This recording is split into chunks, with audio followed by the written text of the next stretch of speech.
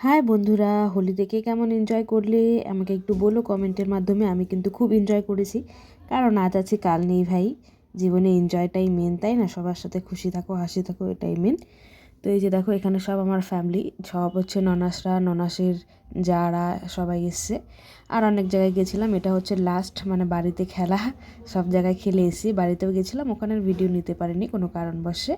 বোনের বাড়িতে গেছিলাম, আর হচ্ছে রিঙ্কুদি ভাইয়ের বাড়িতে গেছিলাম।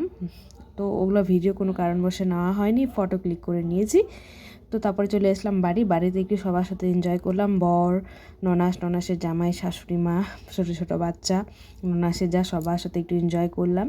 আর জাইম্বুর মানে ভাইরাও এসেছিলো, তো সবার সাথে একটু এনজয় করলাম, নাচ গান করলাম, হাসি ঠাট্টা করলাম, খুব ভালো লাগলো। আর দেখো আমার সাদা চুড়িদারটার অবস্থা দেখো কি হয়েছে। আর মেয়েকে স্নান করে দিয়েছি, স্নান টান করে ওকে ঘরে আছে, মানে ঘরে খেলছে পুতুল নিয়ে। ওর তো ভীষণ অবস্থা খারাপ, দেখতে মানে ভীষণ অবস্থা খারাপ ছিল। তো ওকে স্নান করে আগে ঘরে রেখে দিয়েছি, কারণ ওর তো ঠান্ডার প্রবলেম, তবুও ঠান্ডা লেগে গেছে। তো এখানে সবাই খুব কিন্তু মজা করছি। তোমরা কে কেমন মজা করেছো অবশ্যই বলো। খাওয়া দাওয়াটা পরের কথা, মজাটাই কিন্তু জীবনে মেন, তাই না? খাওয়া দাওয়া করতে হবে, এরকম না করতে হবে না, কিন্তু খাওয়া দাওয়ার থেকেও বড় হচ্ছে আনন্দ ফুর্তি, সবার সাথে মিলেমিশে থাকা, তাই তো? তো এই যে জাইম্বু বলছে যে দেখো আমার হচ্ছে গেঞ্জির ভিতরেও কালার চলে গেছে। আমি বললাম হ্যাঁ, কালার তো যাবে, আমার সাদা চুড়িদারের কালার দেখছো না কী অবস্থা। তো এই যে আমার সাদা চুড়িদারের এত খারাপ অবস্থা। স্নান করতে যাচ্ছিলাম, তখনই সবাই চলে এসছে। ভাগ্যে স্নানটা করিনি, নাহলে তো আরও একবার স্নান করতে হতো। সকালে একবার করেছি, সকালে করেই স্নান করেই আমি রান্নাঘরে ঢুকে পুজো দিয়ে, মানে তারপরে হচ্ছে সব কাজ করি। তারপরে যদি আরেকবার দরকার পড়ে তো বিকালে স্নানটা করে নিই। তো মেয়েকে পরিষ্কার করে দিয়েছি। ননি গান বাজছিল, মেয়ে খুব ওই গানে নাচে মানে। তো এই যে মেয়ে চলে এসে দেখতে পাচ্ছে, পরিষ্কার করে দিয়েছি, মানে গানটা শুনেই চলে এসে যে ননি গান বাজছে।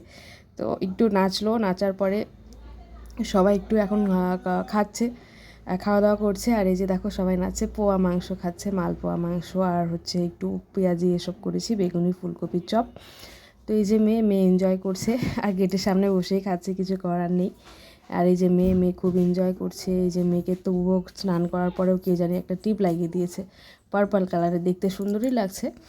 তো এই যে দেখো, তারপরে আমি স্নান করে নিয়ে চলে এসেছি রান্নাঘরে, চা খাবো সন্ধ্যাবাতি দিয়ে, কারণ মাথাটা ভীষণ ধরেছে। তো একটু আদা টাদা দিয়ে চা করবো সবার জন্য, সবাই যে মানে যে আছে। চা খেলে কিন্তু মাথা ব্যথাটা কমে যায়। আর আমি দেখো কি চকাচক হয়ে গেছে না স্নান করে, মাথাটা প্রচণ্ড ব্যথা, খাবো একটু চা। এই যে দেখো চা বসিয়ে দিয়েছি, সন্ধ্যা দিয়ে দিয়েছি, স্নান করে সন্ধ্যা দেওয়ার পরে আসলাম চা খেতে। এই যে চাও আমার রেডি হয়ে গেছে, এখন চা খাবো। চা না খেলে না মাথা ব্যথাটা কমে না, আমার মাথা ব্যথার ওষুধই চা। তো ভিডিওটা কেমন লাগলো অবশ্যই বলো, ভালো লাগলে লাইক কমেন্ট করো। টাটা বাই বাই, সবাই ভালো থেকো, সুস্থ থেকো, টাটা। চাই আমার হচ্ছে ওষুধ মাথা ব্যথার, মানে মাথা ব্যথা করলে আমি চাটাই খাই, আর অন্য কিছু খাই না।